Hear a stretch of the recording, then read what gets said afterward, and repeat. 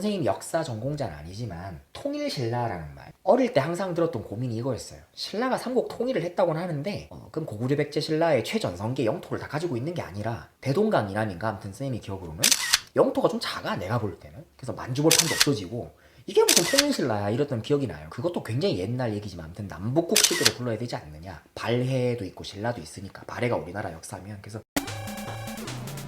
이런 비판이 있었거든. 왜 신라는 같은 민족인 고려와 백제를 갖다가 당나라라고 하는 중국 외세를 끌어들여가지고 쳤냐, 이 나쁜 자식들, 이렇게 말하는 사람들도 있거든요. 그래서 김춘추, 태종무열왕을 되게 나쁘게. 근데 선생님이 생각할 땐 또 이런 점도 있는 것 같아요. 역사학자들 앞에서는 제가 막 되게 햇병아리조차도 아니지만, 미리 죄송하지만 지금 입장에서야 한반도가 우리나라라고 하지, 그 당시에 과연 고구려 백제 신라가 진짜 뭐 삼한, 한 민족 한 뿌리라고 생각했을지는 의문이라는 거죠. 말도 아마 서로 잘 통하지 않을 거예요. 지금도 사투리 보면은 사투리 굉장히 세게 쓰면 못 알아들을 때 있잖아. 그래서 이걸 갖고 만든 영화도 있었어요. 예전에 황산벌이라고. 그래서 백제 사람하고 신라 사람 말이 잘 안 통해요. 사투리를 겁나 써가지고.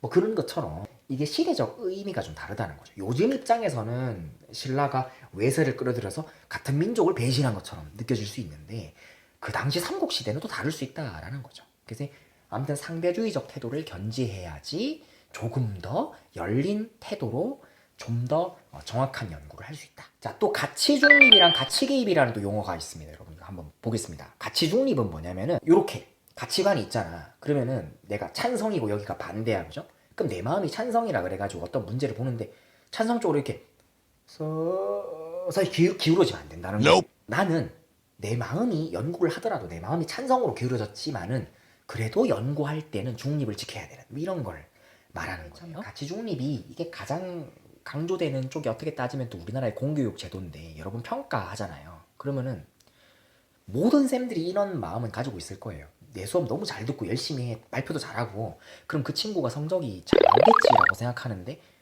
대체로는 그렇지만 안 그런 경우도 있어요. 막 안타깝죠. 저렇게 수업을 열심히 듣고 질문도 많이 하는데 성적으로 반영이 안 돼.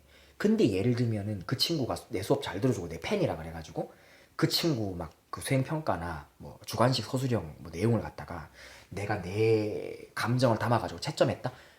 이게 사람이 할 일이냐는 거예요. 그건 가치 중립을 떠나가지고 죄 아니야, 죄. 그래서 존재하는 사실만, 아, 얘 수업은 잘 듣던데 성적이 왜 이래? 뭔가 이상한 거 아니야? 이게 아니고 그냥 아, 성적이 이렇게 나왔네? 끝인 거예요. 왜냐하면 공정한 그 결과로만 보는 거기 때문에. 물론 성적만 가지고 그 친구의 사회문화 이해의 태도를 바라보는 것이 올바르냐에 대해서는 또 여러 가지 고민이 있는데, 어쨌든 연구를 할 때는 정말 그 사실만 보고 확인하자, 이런 태도로 여러분이 알아두셔야 된다는 거예요. 연구자의 주관적 가치를 또 배제해야 된다는 겁니다.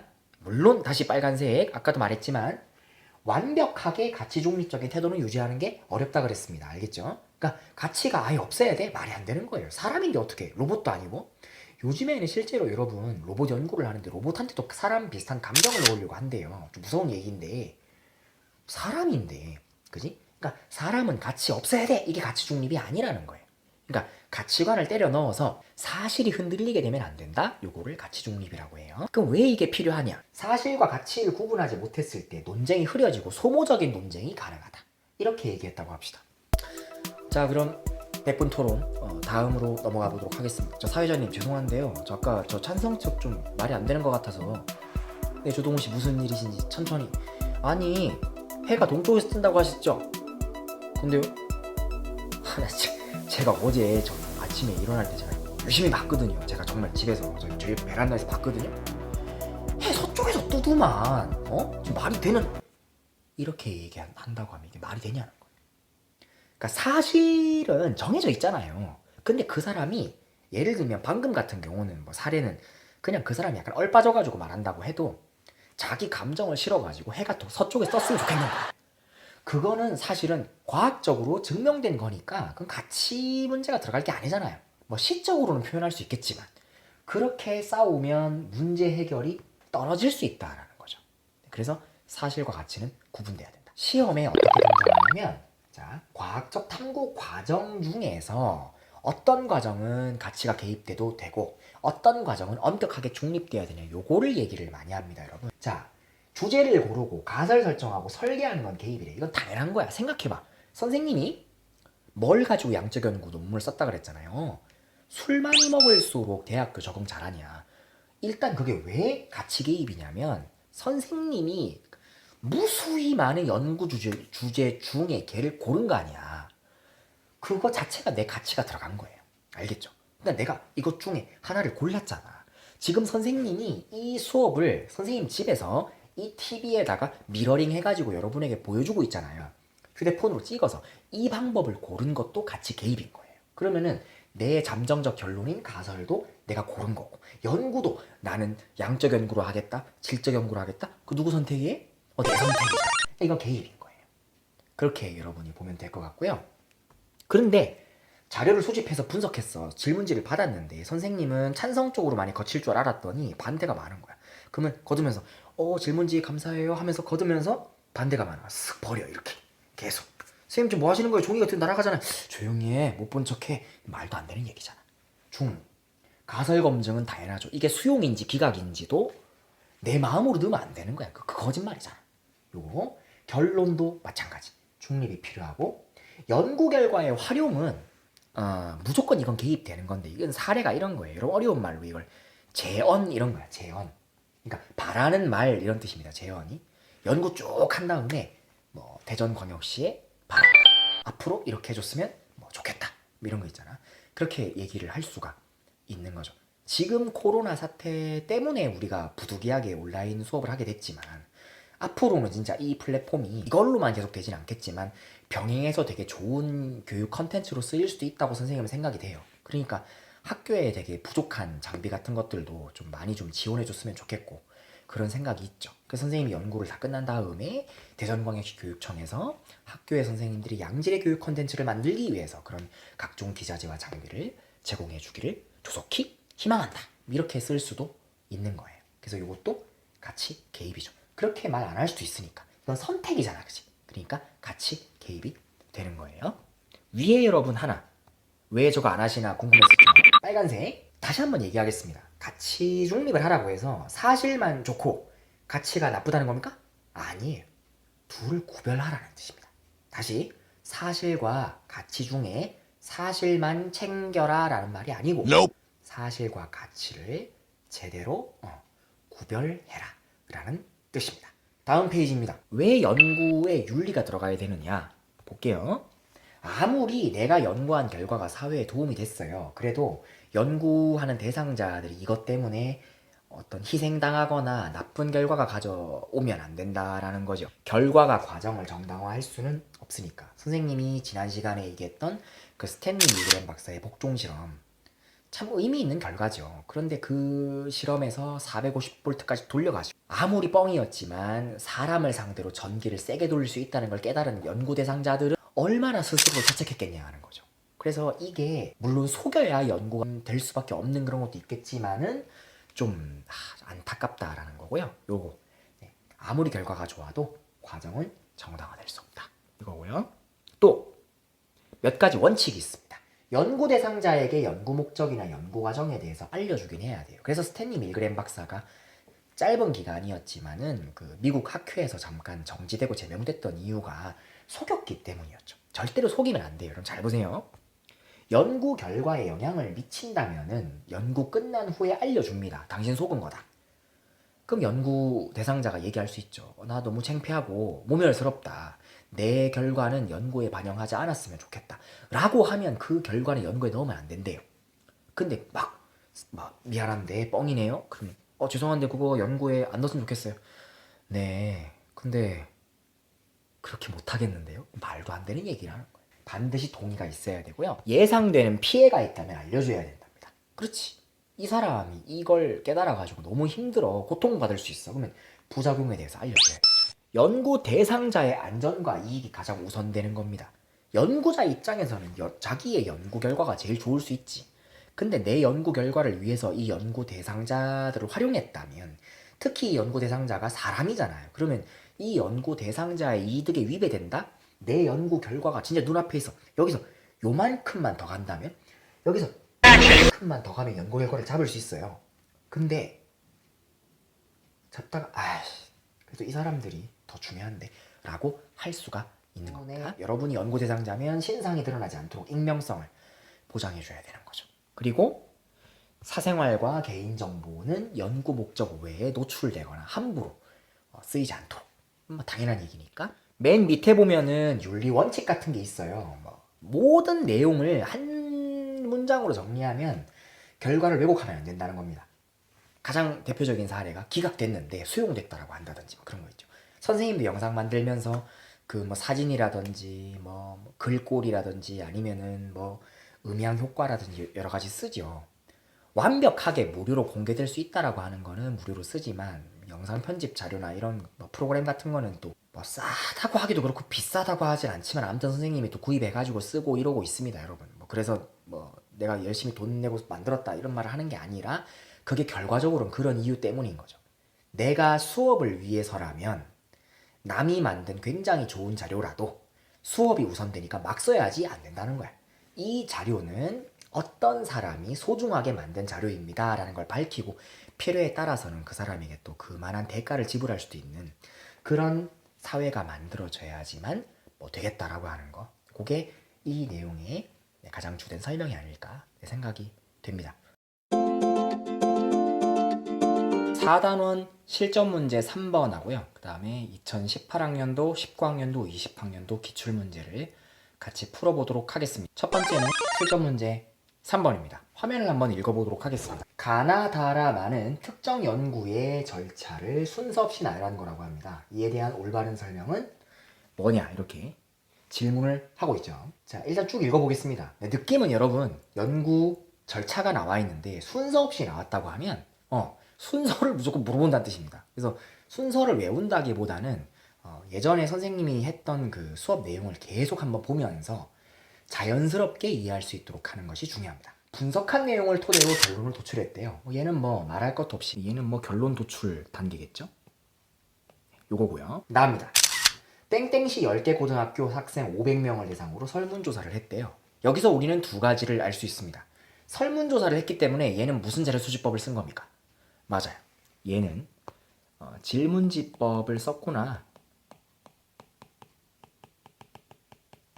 이렇게 우리가 알 수 있고요. 그리고 땡땡시 10개 고등학교 학생 500명이래. 그러면 이 학생들만 대상으로 한 거잖아요. 물론 이 10개 고등학교 학생 500명이 전수조사일 수도 있으나 아주 높은 확률로 이 친구들이 표본일 것으로 보이죠. 다음입니다. 음악을 들으며 공부하는 습관이 학생들의 성적 향상에 미치는 영향을 알아보고자 한대요.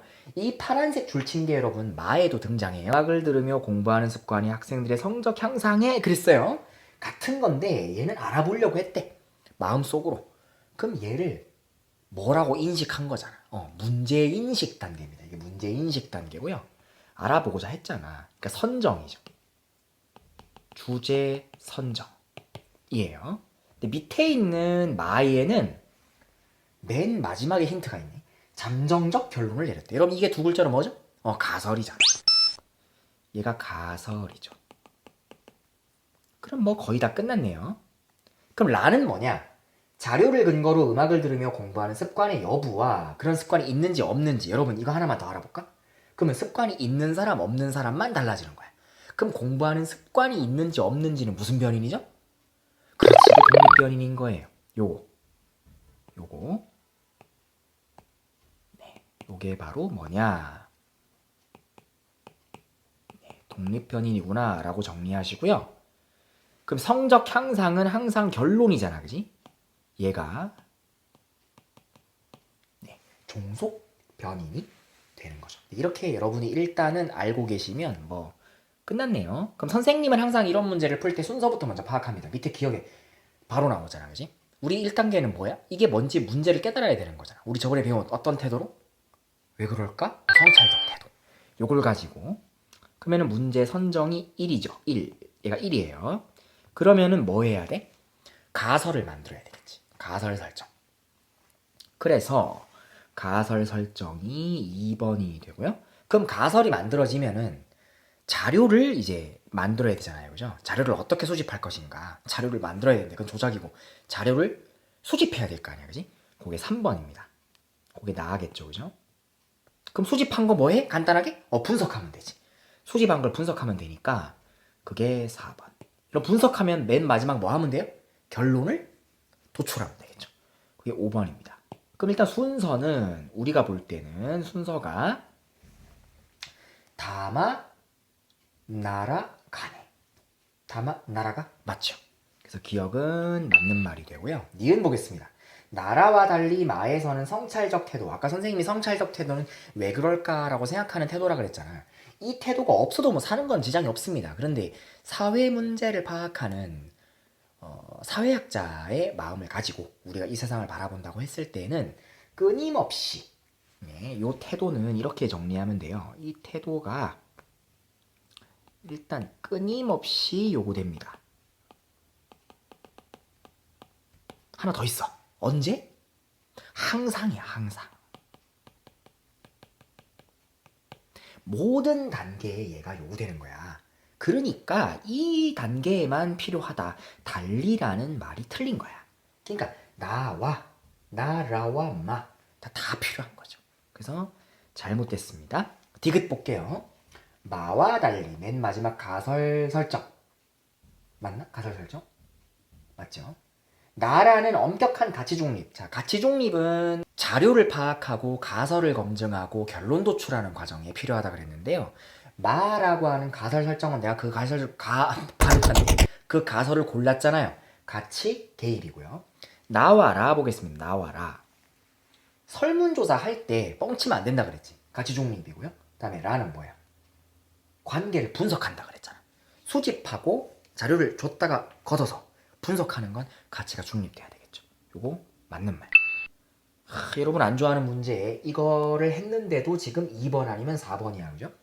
리을입니다. 연구자의 주관이 개입되기 쉬운 자료 수집 방법을 썼대. 그럼 이걸 무슨 자료 수집법이라고 하죠?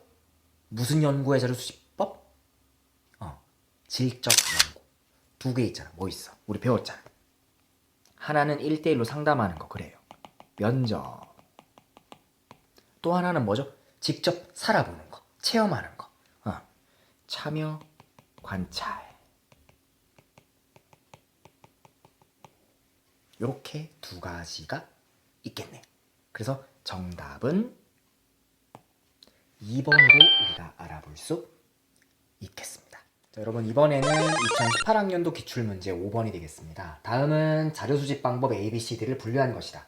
이에 대한 설명으로 올바른 것은 단 ABCD는 각각 면접법, 실험법, 질문지법, 참여관찰법 중에 하나라고 합니다. 시간을 줄이기 위해서 ABCD 안에 들어가지 않은 자료수집법이 문헌연구법이라는 거 하나 있죠. 그죠? 걔는 생각을 하지 않아도 되겠습니다. 볼게요. 선생님 미리 한번 정리를 했어요. 질문이 지금 등장한 게 하나밖에 없고요. 가도 어떤 질문일 걸로 보여요. 그래서 가라는 질문은 밑에 보기에 가가 뭐라면 이렇게 등장할 걸로 보여요. 질문은 주로 계량화된 자료를 수집하는 데 쓰이냐고 물었습니다. 계량화는 숫자로 셀 수 있느냐라는 거죠. 그거에 맞다라고 하면은 양적 연구, 여러분 배웠던 거 그걸 떠올리시면 되고, 양적 연구의 자료 수집법으로만 쓰이는 것은 두 개밖에 없었습니다. 질문지법하고 실험법 이 두 개밖에 없는데 yes 그랬단 말이야, 그지? 그래서 요거 두 개가 A 아니면 C고요. B와 D는 질적 연구에 쓰이기 때문에 면접법이나 참여관찰법으로 볼 수가 있겠습니다. 그러면은 이 가라는 질문에 의해서 실험법과 질문지법도 구별이 돼야 되고 면접과 참여관찰법도 구별이 되어야 한다라는 것까지 정리하겠습니다. 보기로 할게요. 1번에 가는 인위적으로 통제된 상황에서 변수의 효과를 관찰하는데요. 우리가 통제라고 하는 걸 가장 강하게 넣는 자료수집법을 하나 배웠어요. 스탠리 밀그램 실험. 그렇죠. 실험법이었단 말이야. 그러면 이 1번에 있는 내용 자체가 실험법이잖아. 그지? 얘가 실험법이에요. 이 통제라는 말 때문에 얘가 실험법이다. 이렇게 우리가 알 수 있거든요. 그러면 얘 질문은 가에 들어가면 이거 두 개는 구별할 수 있어요. 그런데 얘 둘 모두 통제랑 상관이 없단 말이야. 그러니까 여기에는 이 질문으로는 둘을 구별할 수가 없단 말이야. 그래서 1번은 적절한 설명이 아니다. 이렇게 볼 수가 있겠어요. 다음입니다. 2번. 가가 언어적 상호작용에 의한 것이냐. 상호작용은 여러 가지가 있어요. 내가 말을 했을 때 상대방이 듣고 또 말하는 것도 있고요. 내가 어떤 글을 읽고 해석해서 응답을 하는 것도 언어적 상호작용이 되죠. 그러면 언어적 상호작용으로 반드시 해야 되는 건 두 개밖에 없어요. 이 질문지법하고 방금 선생님 말한 거 있죠. 네. 면접법이 요거. 얘와 연관이 되는 방법 두 개입니다. 그러면 여기에 yes라고 하는 게 이 둘 중에는 질문지고요. 이 둘 중에는 면접법이 되는 거죠. 그러면 C는 자동으로 실험법, D는 참여관찰법이 되니까 A는 질문지, D는 참여관찰 해서 정답은 2번입니다. 3번 한번 보고 오겠습니다. 가라는 질문이 자료 수집 방법 당시에 연구 대상자의 응답이 필수 요건이냐라고 했어요. 응답은 대답을 해야 되는 거잖아요. 그지? 그러면 실험법과 질문지법 중에는 질문지가 응답을 반드시 해야 되는 거고요. 다음에 면접과 참여관찰에서는 면접법이 되는 거죠. 그러면은 아쉽게도 B가 면접법인 거는 맞았어요. 그런데 질문지법은 C가 아니고 뭐 해야 되죠? 네, A가 돼야 된다. 그래서 이 질문지법 C를 A로 고쳐야지만 정답이 되겠습니다. 4번입니다. A가 질문지법이라면 오히려 반대예요. 그죠? 질문을 유추하는 건데 가는 다수를 대상으로 한 자료 수집에 주로 사용되느냐? 질문지는 다수에게 적합하다 그랬죠. 미리 제작했다가 뿌렸다가 걷는 거니까 이거는 맞는 말이 됩니다. 그런데 면접과 참여관찰 중에서 어느 것도 다수를 대상으로 하기에 적절한 것은 없어요. 그래서 4번은 정답이 또 아니고요. 5번입니다. B가 이번에 또 B를 물었어. 참여관찰이라면 그랬습니다. 그럼 가는 연구자가 현상이 실제로 발생한 현지에 가서 이거는 이 둘은 매치가 잘 돼요. 얘하고 얘는 적절한 매치구죠. 근데 이 질문은 얘만 해당하는 거란 말이야. 그래서 이거 두 개를 구별할 수가 없어요. 그러니까 5번도 답이 되지 않습니다. 그래서 정답은 2번이에요. 다음 문제는 8번입니다. 다음 연구에 대한 설명으로 옳은 것은 그랬어요. 가나다라는 연구 과정을 순서 없이 나열했다고 합니다. 그러면 이게 양적인지 질적인지를 우리가 알아야 되잖아요. 선생님이 양적 연구랑 질적 연구 가장 중요한 차이가 가설이 있는지 없는지라고 했습니다. 밑에 쭉 한번 읽어보겠습니다. 연구 주제 선정, 정보 격차 문제를 파악하기 위해 우리 정보 격차 배웠었죠. 선생님 1학년 때. 그러니까 정보에 굉장히 잘 노출되어 있는 사람과 그렇지 않은 사람이 알고 보니까 어떤 사회적, 경제적인 그 계층 구별에 따라서 얘도 차이가 나더라는 거죠. 돈이 좀 있고 집안이 좀 부유한 사람들은 정보력에도 좀 뛰어나고 뭐 이런 거 있잖아. 그걸 파악하기 위해서 A지역 고등학생의 인터넷 이용 형태에 부모의 경제 수준과 부모의 인터넷 이용 형태가 미친다. 그러니까 두 가지로 구분하고 있는 거야. 그러니까 정보력 수준, 이 아이, 고등학생 정보력 수준에 부모가 얼마나 사는지 하고요. 그다음에 부모가 인터넷을 어떻게 쓰는지를 가지고 구별하는 거예요. 느낌은 조금씩 옵니다. 뭔지. 부모의 경제가 높을수록 자녀의 정보지향적 인터넷 이용 정도가 높아진다. 그러니까 인터넷을 그냥 오락적인 능력으로 쓰는 게 아니라 정보를 찾고 활용하는 쪽으로 쓰느냐를 말하는 것 같아요. 느낌으로는 이게 하나 있고 니은 부모의 정보지향적 인터넷 이용 정도가 또 높으면 자녀의 정보지향적 인터넷 이용 정도가 높아질 거라고 잘 나왔어. 뭘 설정했지? 가설을 설정했단 말이야. 그럼 얘는 무슨 연구예요? 양적 연구가 되는 거예요. 그럼 여러분 가설은 몇 개지? 두 개예요. 가설이 두 개입니다. 표시를 해드리겠습니다. 파란색으로. 요게 첫 번째 가설이고요. 두 번째 가설은 이거죠. 그래서 파란색 가설이 하나 있고요. 보라색 가설이 하나 있어요. 그래서 이건 가설이 두 개이기 때문에 이 두 가설을 검증하는 연구다. 이렇게 알아두시면 되겠습니다. 나와 볼게요. A지역에서 선정된 6개 고등학교 학생 1000명 중 부모도 응답이 가능한 300명이래. 선생님이 연구할 때 방법이 두 가지가 있다고 했습니다. 특히나 얘는 지금 자료 수집법을 쓰려고 하는 것 같아요. 질문지법이기 때문에 질문지법은 두 종류가 있어. 연구 대상에게 다 주는 거야. 그걸 여러분 무슨 조사라고 했죠? 모든 숫자를 다 조사하니까 전수조사라고 했단 말이야. 근데 여기는 전수조사 같지가 않아요. 왜냐면 모집단이 여러분 잘 보세요. 맨 위에 있었어.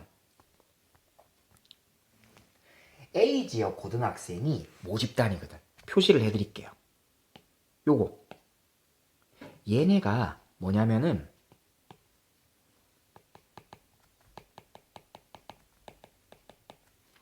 얘네가 모집단이거든요. 그러면 밑에 보니까 A지역 고등학교 1000명인데 이 고등학생도 A지역 고등학생을 다 뽑은 게 아니고 6개만 해당했단 말이야. 그 중에서 부모도 응답이 되는 300명이기 때문에 표본조사라는 걸 또 알 수가 있어요. 그러면 여러분 하나만 더 물어보면 표본을 가지고 뽑을 때는 무슨 성의 문제가 생길 수 있다 그랬잖아. 저 표본이 우리 전체를 잘 대표하는 문제지. 대표성의 문제. 다 보겠습니다. 경제 수준은 월 평균 소득으로 하고 정보지향적 인터넷 이용 정도는 인터넷 이용 시간 중에 정보 검색 시간 비중으로 측정한대. 여러분, 뭐뭐 하기로 하자는 연구자가 정하면 되죠. 근데 위에 보니까 가설에 경제 수준, 정보지향적 인터넷 정도 이걸 추상적이라고 우리가 느낄 수 있잖아. 그게 뭔지 모르겠어. 경제적 수준도 뭐 집 평수를 말하는 건지 뭐 연봉을 말하는 건지 땅을 얼마 갖고 있는 건지 알 수 없잖아요. 정보지향적이라는 것도 뭐 어디까지를 정보지향적이라고 해야 될지 모른단 말이야. 그래서 이거는 연구자가 나름대로 정해서 야 이거라고 하자 이거잖아. 이걸 뭐라고 했죠? 이 다단계를 개념의 네 이렇게 개념의 주작적 정의다 이렇게 우리가 부르면 되는 거예요. 라 보겠습니다. 부모의 월 평균 소득에 따라 자녀의 정보 검색 시간 비중은 통계적으로 유의미하지 않았대요. 그러면 선생님이 위에서 표시했던 저 파란색 가설 있잖아.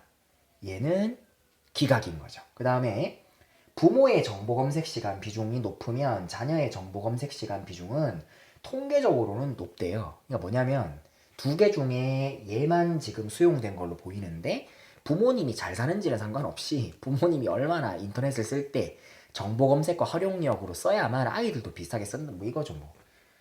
똑같이 선생님도 그렇고 여러분도 그런데 선생님 말하는 거 되게 좋아하잖아. 흉내 내고. 쌤 아버지 어머니가 그렇거든. 일단 여기까지 정리할게요. 보기입니다. 1번입니다. 기억은 독립변수고 니은은 종속변수래. 선생님이 독립변수, 종속변수는 가설의 문장 형태로 알 수 있다 그랬어요. A 하면 B 하다 했을 때 A가 독립이고 B는 종속이죠. 그거는 선생님이 여러분 알기 쉽게 설명한 약간 공식적이지 않은 설명이고 독립변수는 그 스스로가 변할 수 있는 거예요. 작아질 수도 있고 커질 수도 있는 건데 종속변수는 오로지 누구에게 영향을 받는 거지? 독립변수에게만 영향을 받는 거라 그랬단 말이야. 그러면 기억을 한번 보지. 기억과 니은이 뭔지 한번 볼게요. 기억은 부모의 경제 수준이래. 얘는 스스로 변할 수 있죠. 그러니까 부모의 경제 수준이 높은 사람이 있고 낮은 사람이 있는 거잖아. 이 독립변수 맞아요. 근데 니은 부모의 정보지향적 인터넷 이용 정도가 높을수록이잖아. 얘도 변할 수 있는 거잖아. 종속변수 뭔데? 자녀의 정보지향적 인터넷 이용 정도. 인터넷이라는 게 인터넷? 그럼 얘도 독립변수지. 그러니까 1번은 얘 날리고 얘와 얘 둘 다 얘인 거죠. 틀렸고요. 2번 디귿이 모집단이고 아까 이런 모집단이 누구라 그랬죠? A지역 고등학생 전체라 그랬죠? 이게 모집단이란 말이야. 근데 디귿이 모집단이래. 고등학교 학생 1000명이 틀렸어요. 이거 되게 이런 식으로 많이 나옵니다. 모집단이 여기 있고 표본은 또 여기 있잖아. 흩어져 있단 말이야. 그래서 헷갈리게 문제를 낸 것 같고요. 리을이 표본이래. 리을. 부모도 응답 가능한 300명. 요 300명이 표본인 것은 맞죠. 근데 이것도 엄밀히 말하면 그냥 300명이 아니라 A지역의 6개 고등학교 1000명 중에 300명이다. 이렇게. 그러면은 뭐 얘는 일단 틀렸다. 라고 보면 되겠네요. 3번입니다. 미음은 기억의, 비읍은 니은의 조작적 정의래요. 한번 봅시다. 월 평균 소득은 부모의 경제 수준을 나타내는 조작적 정의라고 했죠. 맞았어요. 미음은 기억이 뭐냐면 부모의 경제 수준이잖아. 맞는데 비읍 보세요. 인터넷 이용 시간이 니은 부모의 정보지향적 인터넷 이용 정도를 나타내는 조작적 정의냐? 그냥 보면 맞다고 체크할 수 있는데 선생님이 그랬잖아. 우리가 알고 싶은 건 인터넷 이용 비중이 아니고 정보지향적 인터넷 비중이란 말이야. 그러니까 정보지향적 인터넷 이용 정도는 비읍 인터넷 이용 시간까지가 아니고 중 정보 검색 시간 비중인 거죠. 선생님이 밑줄을 끝까지 잘 보라 그랬잖아. 그러니까 이 줄이 만약에 여기까지 되어 있었어요. 그러면은 이제 맞는 말이 될 수 있는데 여기는 그렇지 않으니까 얘도 틀렸어. 다 틀렸네. 4번 라로 봐서 가설 검증은 됐냐? 자, 선생님이 검증이라는 말에 대해서 좀 몇 번 계속 얘기하고 있습니다. 선생님도 헷갈렸었기 때문에 다시 한번 정리할게요. 검증이라고 하는 것은 가설 수용됐네? 혹은 기각됐네? 이거 둘 모두를 검증이라 그래요. 그러니까 가설이 수용됐니? 기각됐니? 이 결과만 나오면 검증인 거죠. 그래서 위에 건 정리하면은 우리가 지금 가설 두 개였잖아. 이 파란색 가설은 기각인 거고 이 보라색 가설은 수용인 거잖아. 그럼 검증된 거지. 그래서 4번 맞아요. 5번을 한번 보겠습니다. 다나 가라의 순서래. 다나 가라. 이게 양적 연구잖아요. 그럼 맨 먼저는 문제 인식인데 문제 인식은 이미 넘어갔고요. 맨 첫 번째 내용이었던 것 같고 그럼 가설 설정이 먼저 돼야 되겠지. 근데 여기에 다는 개념의 주작적 정의란 말이야. 이거 말고 얘가 먼저여야 돼요. 가설 설정이 일단 먼저니까 가로 쓰고요. 그 다음은 그 가설의 개념을 어떻게 할 것이냐 하기 때문에 다로 가겠습니다. 그리고는 어떻게 해야 돼? 자료 수집을 해야 되겠죠. 그러면 나고요. 맨 마지막은 뭐 분석 및 결론 도출. 라. 그러니까 맞지 않네요. 정답은 4번입니다.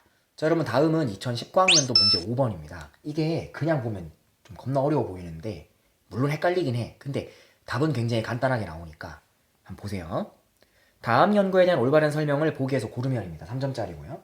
연구 주제는 중고등학생의 게임 몰입이 주변 사람과의 대화에 미치는 영향이래요. 뭐 게임에 대해서 얘기가 많죠. 뭐 청소년에 대한 게임 중독에 대한 연구도 굉장히 많고 게임 규제도 굉장히 많이 하고 요즘이야 뭐 코로나 사태 때문에 집에 있는 시간이 많아서 WHO라고 하는 기구에서 그 뭐라고 얘기했냐면 돌아다닐 바에야 게임을 해라 뭐 이런 식으로 말도 하고 뭐 그러는데 아무튼 뭐 게임은 뭐 게임이든 뭐든 간에 뭐 적당해야 좋겠지만 그렇습니다. 가설은 두 개가 있는데 한 개는 나와 있잖아요.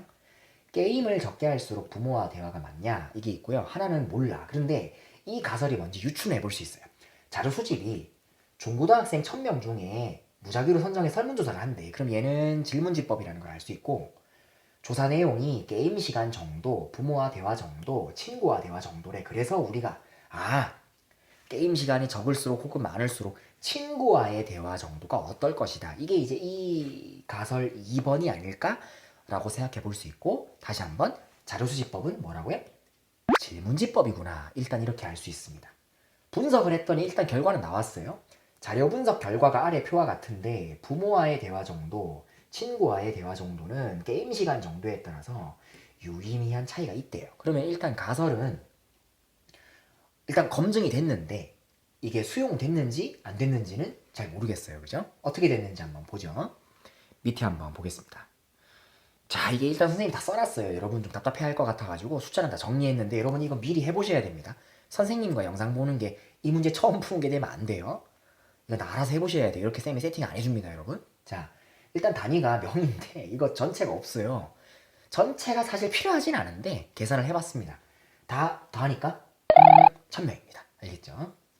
이게 정말 복잡해. 처음에 보면 뭐야 어떻게 읽어야 돼? 일단 게임 시간 정도가 많은 사람과 중간 사람과 적은 사람이 있고요. 그다음에 부모와 대화가 많은 게 여기. 부모와 대화가 적은 게 여기인데요. 이것도 계산을 했어요. 부모와 대화가 많은 사람 다 더하니까 500명인데 쌤 아까 계산했다 그랬잖아. 이거 1000명이라 그랬지? 요거도 500명인 거야. 요것도 500명입니다. 써둘게요. 전체가 1000명이기 때문에 얘도 500명일 것으로 우리가 정리할 수 있겠습니다. 근데 밑에 보니까 뭐 A, B, C가 있어. 뭐냐? 일단 무응답이나 복수응답이 없대요. 그러면은 이 전체 1000명은 전부 다 제대로 자료 수집을 한 건데 이 무슨 방정식이야? 자, A 더하기 B는 C래요. 그리고 이 C는 또 3의 1에. 그럼 이거 여러분 계산할 수 있죠? 이걸 뭐라 그래요? 뭐 1원 1차 맞나? 헷갈리는데 아무튼 그럼 A와 B를 더하면 3A라고 하네. 그러면 미지수를 날려볼게요. 그러면 A를 넘기면은 B는 2A가 되고 여러분 죄송해요. 이거 제가 하고 싶어 하는 게 아니고 이 문제가 이렇게 나왔어. 아무튼 그랬더니 그럼 B가 2A면은 C는 뭐가 돼? 3A가 되겠죠. 당연히. 그치? 왜냐면 A가 A를 2배해야 B가 되니까 C는 3A라 그랬기 때문에 A, B는 2A, C는 3A에서 이렇게 정리할 수가 있어요. 그러면 얘 셋은 더하면 320이거든요. 아까 쌤이 요 계산했잖아. 이거 전체가 1000인데 요거 500이니까 요거 500인데 이게 320이면은 요거 셋은 뭐예요? 180이죠. 근데 180을 A, 2A, 3A 하면은 총 6A잖아. 그지? 6A가 180이면 A는 30이 되고. 그러면 정리해 볼게. 색깔 헷갈리니까. 그럼 얘 30이고요. 그죠? 2배니까 얘 60이고 얘는 90이 됩니다. 이렇게 해서 문제 끝하면 너무 좋을 것 같은데 이제 시작이야. 해보죠. 기억입니다. 게임을 많이 한 집단이 실험 집단이고 게임을 적게 한 집단은 통제 집단이냐. 얼핏 보면 맞는 것 같죠. 게임 시간 많은 사람과 게임 시간 적은 사람 뭐 한 거 아니냐. 근데 잘 보면은 게임 시간 정도도 세 부류가 있고요. 이렇게 안 하더라도 여러분 잘 보세요. 실험 집단, 통제 집단은 선생님이 수특에서 알려줬듯이 어떤 표가 있었어요. 사전검사, 사후조사 여러분 기억나시죠? 한 학급에는 수업에 막 질문 다 들어주고 한 반에는 그렇게 안 하고 했잖아. 그 나누는 방식이 뭐야? 왜 기억 못해 갑자기? 표정이 왜 안 좋은 표정이야? 기억해봐. 실험법이란 말이야. 근데 선생님 위에 알려줬잖아. 강조하면서. 이건 무슨 자료 방법 썼다고 그랬어요? 설문지법이잖아. 그러니까 기억은 아예 맞지 않는 거예요. 얘는 그냥 이거 자체가 실험법에 관련된 내용이란 말이야. 근데 위에 있는 이 문제에 제시된 내용은 질문지법이기 때문에 이 기억을 아예 신경을 안 써도 되는 거죠. 탈락인 거야. 니은을 가겠습니다. 분석 결과에 따르면 기억과 니은은 양해관계. 자, 여러분 요거 용어 한번 정리하고 가겠습니다. 양해관계라고 하는 거는 변수가 여러분 그 함수 배웠잖아요. x축, y축 있잖아. 그 두 개로 변수를 가지고 측정하잖아. 양해관계라고 하는 거는 x가 증가하면 y도 증가하는 거예요. 그럼 반대로 x가 감소하면 y도 감소하는 거지. 그래서 두 변수가 같은 흐름을 따르면 돼요. 다른 말로 뭐 비례관계라고도 하고 정의관계라고도 하는데 이런 거지. 게임 시간이 많으면 부모와 대화도 많고 게임 시간이 적으면 부모와의 대화도 적고 뭐 이런 건데요. 한번 알아보겠습니다. 기억과 니은이라 그랬죠? 기억은 게임 시간, 니은은 부모와 대화 정도예요. 그러면 이게 양이 되려면 게임 시간의 정도가 적어질수록 부모와의 대화도 어떻게 해야 돼? 적어져야 되겠지. 자, 게임 시간이 많은 친구들 있죠. 많은 친구들 중에 부모와의 대화가 많은 게 몇 명인가 볼게요. 그러면은 이거 두 개 더하면은 130이죠. 이거 130이야. 게임 시간이 중간이 되면 부모와 대화는 170으로 늘고요. 게임 시간이 적어지면 부모와의 대화는 갑자기 200으로 늡니다. 정리를 해보면 화면 잘 보세요. 게임 시간이 많을 때는 부모와 대화가 많은 사람은 130명.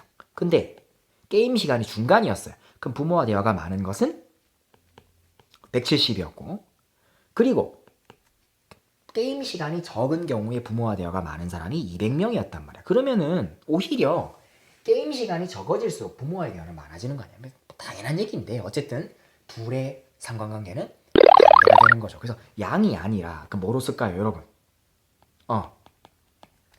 음의 상관관계다 이렇게 하면 돼. 이거 좀 반대로 써볼까? 이게 음의 관계면 비례가 아니라 반비례. 그리고 정이 아니고 부의 상관관계라고 불러요.